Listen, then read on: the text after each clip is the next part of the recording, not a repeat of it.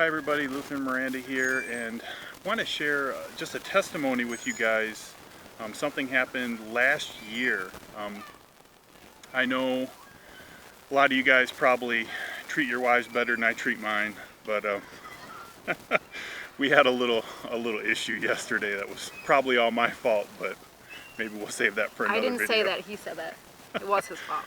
Anyway, I want to share a testimony about how I lost my wedding ring, and it was right here, just a pretty nondescript and nothing fancy wedding ring.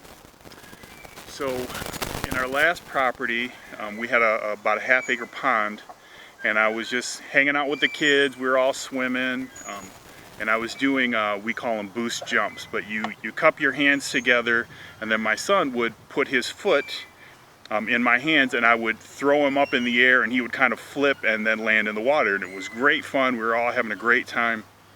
But in the process of this, I felt my ring slip off my finger, and I was standing about waist deep in water, and it was just gone.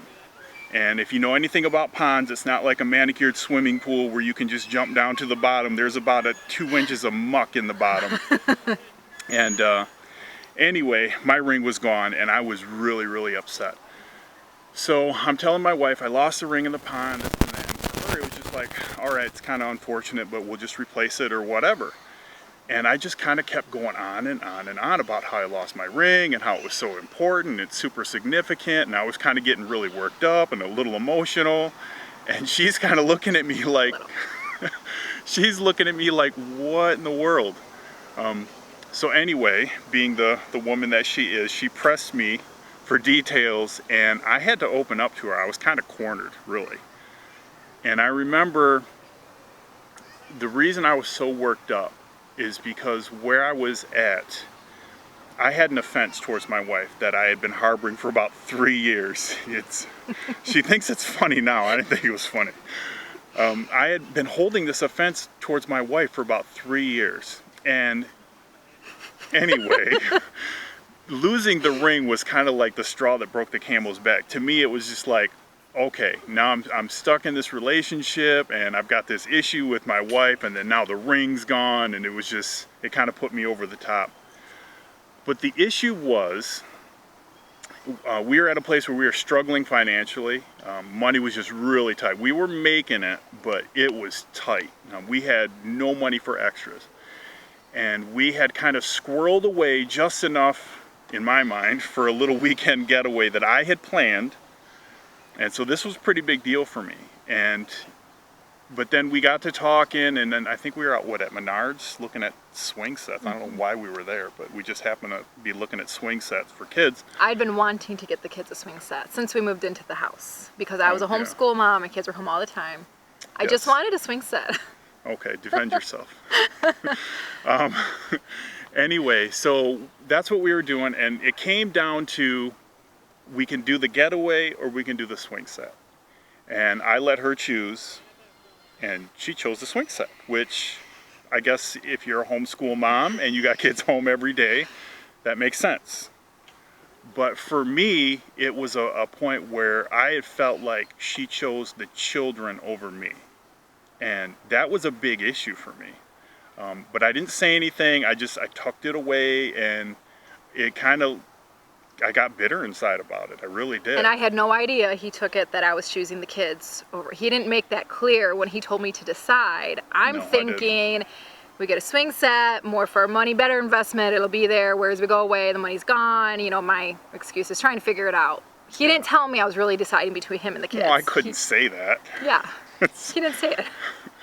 But then he got mad at me for choosing the kids over him. Yes, Whatever. I did. I was highly upset. And every morning I would look out our bedroom window when I got up for work, and there's the swing set. So that didn't help. For 3 years. For 3 years. But anyway, back to losing the ring. Losing the ring, this exposed everything. So I had to open up, and I'm glad I did, because it seemed like after that our relationship changed. It was fine from the get-go for me, but... For you. Anyway, I had to let some of my walls down. So, but it was just really interesting to do something like that to expose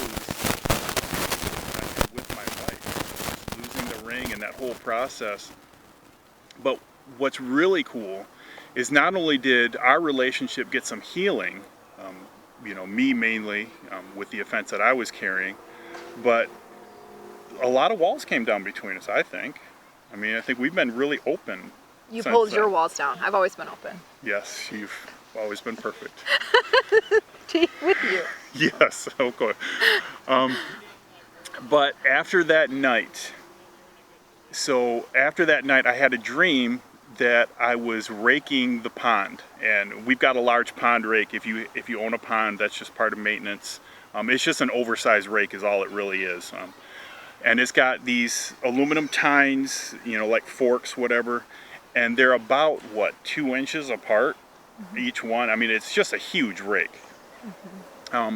Anyway, I had a dream that I was raking the pond with my pond rake. And I had that dream 3 nights in a row. And I forget what day it was. Was it a Saturday or? I don't know. I was just putzing around in the yard and just kind of cleaning up. And I had my pond rake out because the kids were playing with it. And so I'm picking it up and I'm like, I'm out here. I'm done with all my stuff for the day. I'm just going to rake the pond. Why not? I'm feeling really silly because I'm standing in the water. I'm raking the muck. And you came out and asked what I was doing. And did I tell you about the dream then, or did I tell you about the dream prior? You told me about the dream prior, and I was wondering why you hadn't gone out and done it. But in the dream, he never found the ring. He always called himself breaking the pond. That was it. Yeah. For 3 nights. For 3 nights, so I'm a little hard-headed. I think you're getting It took a little while for him to get the message. Maybe it was 1 night per year. Maybe that's what it was.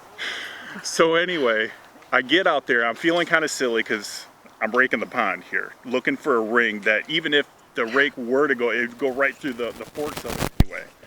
So I'm raking up the muck and going and going. I'm not tell me one more time. I rake it one more time and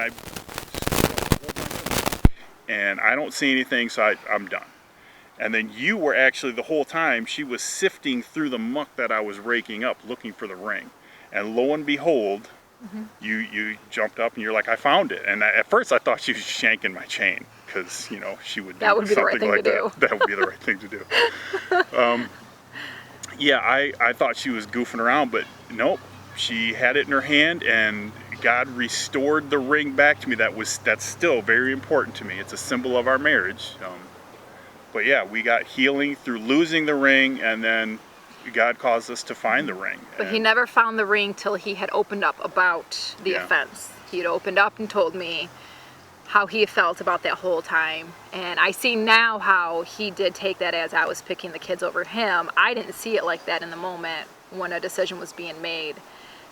But he opened up to me, and now I can see where, in a sense, I was picking the kids over him. I wasn't understanding really the power of a wife in the mother and the influence that you have. In the moment, I didn't see it. I didn't realize it.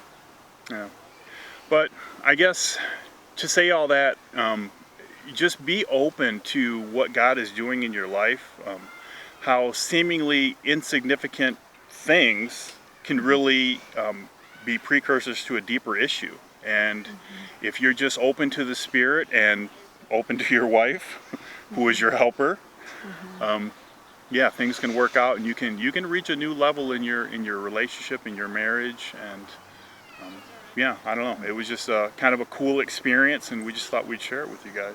Yeah, it's very important as husbands and wives that you stay unified and open about your feelings, your emotions, your dreams, what you want in life, because that is the person that God gave you to walk through life with. If you don't tell them how you feel or what you want to do, how are they going to ever help you? You have to be willing to make yourself vulnerable and reveal yourself to them.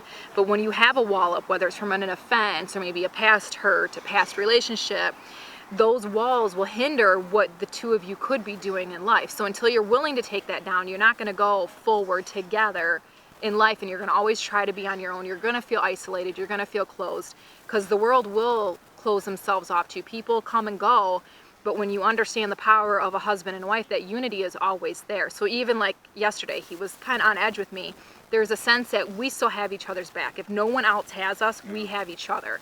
And that's what's really important that you guys take away from this is little offenses, as little as it seemed to me, it was a big thing to him. And he needed to talk to me about that, and we needed to understand each other and work past that. And that was how we were able to find the ring again, was because he brought that wall down, and we have therefore since become an even stronger, powerful unit because there's no offense, there's no hurt between us. And even yesterday, we had to work through a little hump in the road yesterday, but you know, you just do it. That's part of being married. And you go through life together. Because when you have no one else, you have each other. But you have to be unified like that and open with each other. So, anyway, that's my testimony about that. And I promise to treat my wife a little better than I did yesterday. And she'll keep me on my toes, though. See, don't promise. I can keep it. All right, guys. Thank you. Be strong.